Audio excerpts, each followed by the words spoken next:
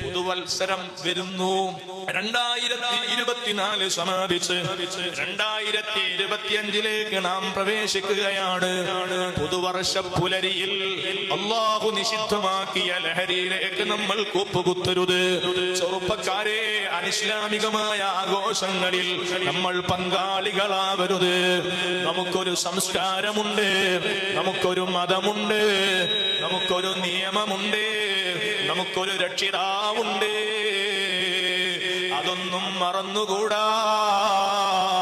പുതിയ വർഷം വരുമ്പോൾ നാം ആഘോഷങ്ങളിലേക്ക് ഇറങ്ങിത്തിരിക്കുമ്പോ നമ്മുടെ വിശ്വാസം കൈവിടാതെ സൂക്ഷിക്കണമെന്ന് സന്ദർഭോചിതമായി എല്ലാവരെയും ഓർമ്മപ്പെടുത്തുകയാണ്. മദ്യത്തിന്റെയും മയക്കുമരുന്നിന്റെയും ലഹരിയുടെയും കാലഘട്ടമാണ്.